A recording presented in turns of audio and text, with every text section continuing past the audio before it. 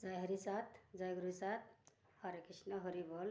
উপস্থিত আমার হরিভক্ত এবং কৃষ্ণভক্ত বাবা ও মায়েদের চরণে জানাই প্রণাতি। তারপর আমার যত শ্রদ্ধেয় দাদা দিদি এবং ছোট ভাই ও বোনেরা রয়েছেন তাদের প্রতি আমার আন্তরিক প্রীতি ও শুভেচ্ছা রইল। তো আজ আমি অশ্বিনী গোসাই কীভাবে ষড়রূপ দমন করেছিলেন সেই সম্পর্কে আলোচনা করব। তো তার আগে ষড়রূপ বশ করিবার ফল কি সেই সম্পর্কে একটু আলোচনা করি। তো আমার হরিচাঁদ ঠাকুর ষড়রূপ হতে সাবধান থাকার কথা বলেছেন। তা এই ষড়রূপগুলি হলো কাম, ক্রোধ, লোভ, মোহ, মদ, মাৎসর্য। তো এই সৃষ্টিকর্তা আমাদের দেহ মন চালনা করার জন্য এই ষড়রূপর সৃষ্টি করেছেন। তো এই ষড়রূপ দমন করিবার ফলে জীব পাপমুক্ত হয়ে ঈশ্বরের সান্নিধ্য লাভ করতে পারে। তো আমার বাবা এখানে ষড়রূপর বশ করিবার ফল সম্পর্কে সুন্দরভাবে আলোচনা বা বর্ণনা করেছেন। আমি একটু পাঠ করে শোনাচ্ছি। শুরু করা যাক। ষড়রে পূজাই জন করিয়াছে বাস, ত্রিভুবনে হইবে তার সর্বত্র যশ। ব্যাসপুত্র সুখদেব প্রমাণ তাহার, ভাগবত কথা তার ব্যক্ত চরাচর। এই ভাগবত যত সাধু জনে গায়, ভাগবত শুনে জীব পাপমুক্ত হয়। যার মুখের কথায় পাপ হয় খণ্ড, জমে কি দিতে পারে তাহাকে কবু দণ্ড। ষড়রূপ বাস করে এত ধরে শক্তি, তাহার ভিতরে হয় ধর্ম কথা উক্তি। কি বলেছেন যে এই যে ষড়রূপ বাস করে ব্যাসদেবের পুত্র সুখদেব মানে তা ভাগবত পাঠ করার শক্তি অর্জন করেছিলেন এবং এই ভাগবত পাঠ শুনে জীব পাপমুক্ত হতো এবং তার মুখের কথায়ও পাপমুক্তি হয়ে যেত। তারপরে কি বলছেন, আরেক প্রমাণ আছে অশ্বিনী গোসাই, গভীর ধর্ম কথা হরি সঙ্গীতে পায়। ভাগবত গীতা ধর্ম শাস্ত্র যত হয়, তার মধ্যে হরি সঙ্গীত প্রাধান্য পায়। গীতাই হয় সর্বশাস্ত্রের মূলাধার, শ্রীহরির উপদেশ যাহার ভিতর।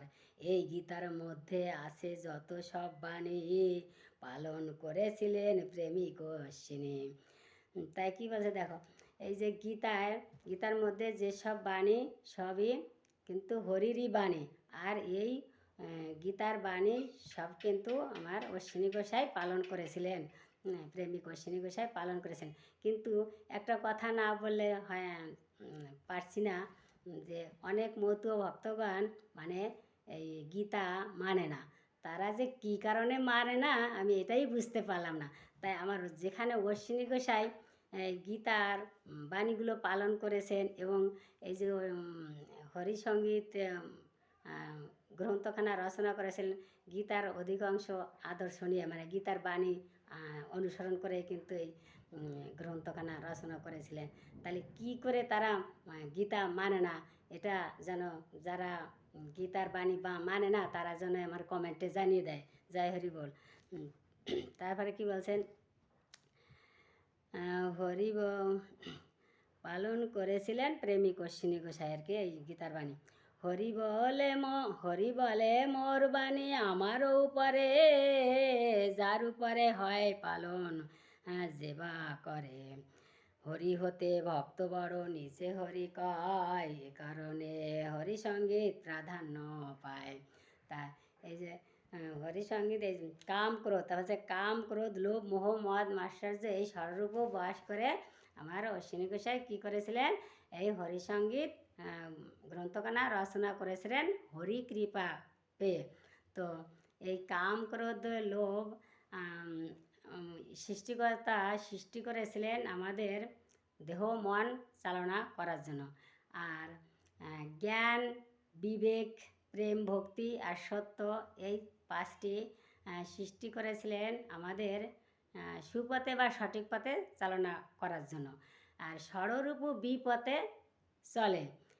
চলে তাই অশ্বিনী গোসাই বিবেকের সঙ্গ নিয়ে সুপথে চলে এই ষড়রূপকে দমন করেছিলেন। এখন এই ষড়রূপ অর্থাৎ কাম ক্রোধ কি, কাম হচ্ছে এই পর মানে নারীর প্রতি যে আকর্ষণে যে মনের কামনা বাসনা জাগে, এটাই কাম। আর এই মনের কামনা বাসনা যখন পূরণ না হয় তখনই রাগ বা ক্রোধ সৃষ্টি হয়। এই ক্রোধই কিন্তু মানুষের প্রধান শত্রু। এর ক্রোধই অঘটন ঘটায়। আর মানে হিতাহিত জ্ঞান থাকে না। এটা ক্রোধে নিজেরও ক্ষতি করে এবং অন্যেরও ক্ষতি করে, এমনকি মানুষের মৃত্যু পর্যন্ত হয়ে যায় কিন্তু এই ক্রোধই কিন্তু পাপ। আবার লোভ, লোভ কি? লোভ আছে, লোভের তো কোনো শেষ নেই, মানুষের লোভের কোনো শেষ নেই। এই লোভ পরের জিনিস দেখে লোভ হওয়া, কোনো একটা ভালো জিনিস দেখে লোভ হওয়া, চুরি করা, আত্মসাৎ করা, এগুলো হচ্ছে লোভ। তো আর মোহ হচ্ছে নারীর প্রতি, নারীর রূপে মুগ্ধ হয়ে মোহে পড়া বা মায়ায় আবদ্ধ হওয়া, মায়ায় পড়া, একেই বলা হয় মোহ। আর মোহ, তারপরে কি? মদ হচ্ছে নেশা করে যেখানে সেখানে পড়ে থাকা, নেশা। তারপরে মাৎসর্য মানে দেহের অঙ্গভঙ্গি করা, বিলাসিতা ভাব, মানে রাজসিক ভাব, এইগুলো। তো আমার এই অশ্বিনী গোসাই এই কাম, ক্রোধ, লোভ, মোহ, মদ, মাৎসর্য আর কি ষড়রূপ দমন করে ইনি একটা গান লিখেছিলেন। কিভাবে এই ষড়রূপ দমন করেছিলেন এই গানের মধ্যে প্রকাশ পেয়েছে। দেখেন গানটা কি, আমি একটু পড়ে শোনাচ্ছি। আমি আর কি সুর ভালো জানি না, তো আমি সুর করে করছি না, আমি এমনি মুখে বলছি। অশ্বিনী তখন গান লিখেছিলেন। কে বলে রে রিপু 6 জন, এরা গুরু সেবার মূল মহাজন। কামকে লাগাও গুরু সেবায়, ক্রোধ দেশি ভক্ত জনায়, লোভ সাধু সঙ্গে সদায় করুক হরির নাম সংকীর্তন। কী বলছে? কামকে তিনি কি করলেন? গুরু সেবায় লাগালেন।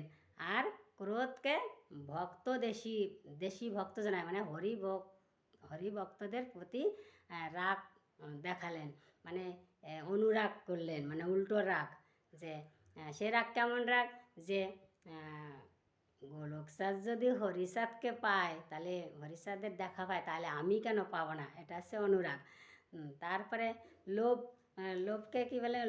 লোভকে বললেন যে সাধু সঙ্গে সদায় করুক হরির নাম সংকীর্তন। আর তাহলে লোভকে বললেন, হে লোভনীয় মন, তুমি চুরি না করে, পরের জিনিসের উপর লোভ না করে তুমি সাধু সঙ্গে মন দাও, আর হরির নাম সংকীর্তনে হরির নাম সংকীর্তন করো। আর কি বলছে? তারপরে 2 নং গানে আছে কি? মোহরূপ দর্শনে মত্ত থাকুক নিশিদিনে, মন হরি গুণ গানে করুক সদা প্রেম আস্বাদন। তাহলে মোহ মানে কি? যে নারীর রূপে মুগ্ধ হয়ে মায়ায় পড়া। তো আমার অশ্বিনী গোসাই বললেন যে, হে মোহরূপ মন, তুমি আমার হরির রূপ দর্শন করে মুগ্ধ হয়ে আনন্দ উপভোগ করো এবং প্রেম আস্বাদন করো।